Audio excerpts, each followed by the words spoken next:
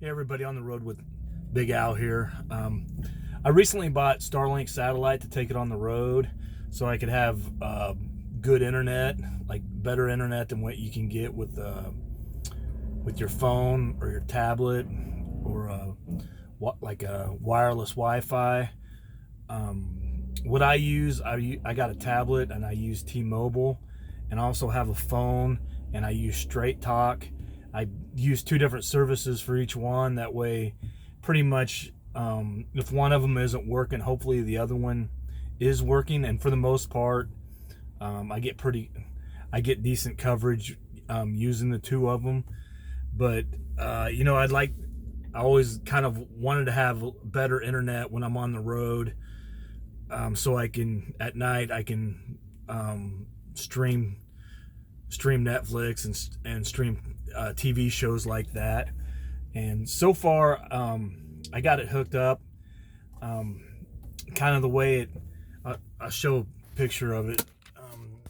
This is kind of how I have it set up.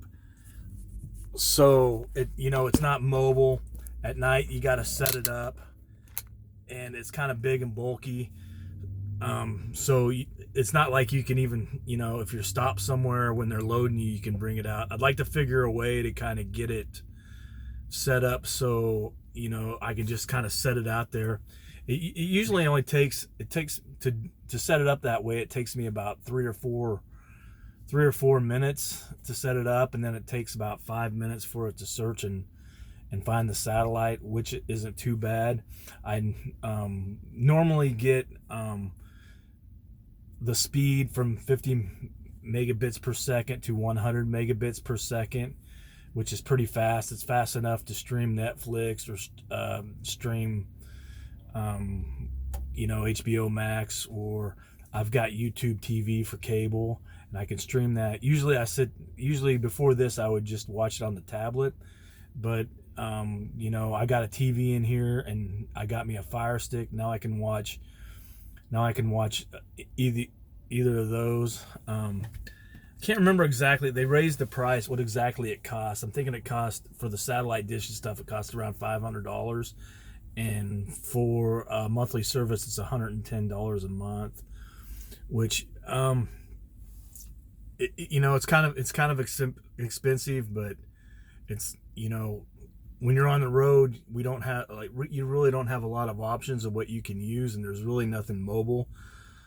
Hopefully in the future, I believe Starlink is going to be more like, they're going to make it so it's more mobile, and even make it so when you're driving down the road you can get service. I've seen that they've signed a couple contracts with airplanes. So when you're flying, you can get Starlink service. So apparently they have a plan for that. I've heard they even have a patent for, like, on boats or cruise ships, where they'll be able to set up and have it. So when you're out in the middle of the ocean, kind of how it works is Starlink put out a lot of, like, they want something like a total of 40,000 satellites up there, and they're low orbit. That way the latency is faster. I used to have HughesNet for my home internet, and it was painfully slow. I couldn't watch Netflix. They promised me Netflix. They promised me, oh, you could watch Netflix on this. I never could. I eventually had to get rid of it. Also, HughesNet limited how much data you could use, and after a while they kind of throttled it down, and it was about as slow as old dial-up. It was almost useless. Starlink is unlimited. You can watch as much as you can,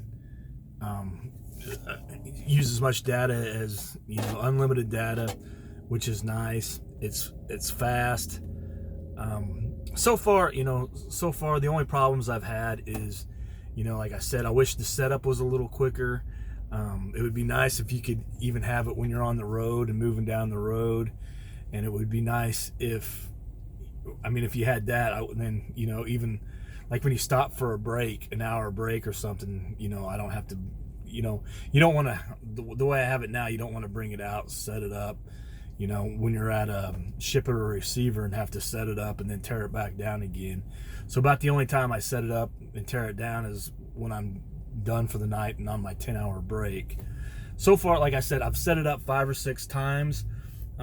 Apparently, like they said, they've released these satellites and they've started up north and they're working their way south. So I'm guessing, and when they're allowing people onto the network, it was by your zip code and kind of where you're at. So they started off with people further up north and they worked their way further down south. I've been as far south as like on I-40. I went to Memphis and I was able to get it in Memphis, and I've been as far north as a little further than about an hour north of Salt Lake City, and I had good coverage in both of them.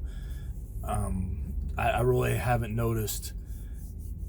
It kind of depends on how good of a signal I think it more depends on how good a signal it can get and kind of where you're parked. It wants a good north signal. So far not too bad.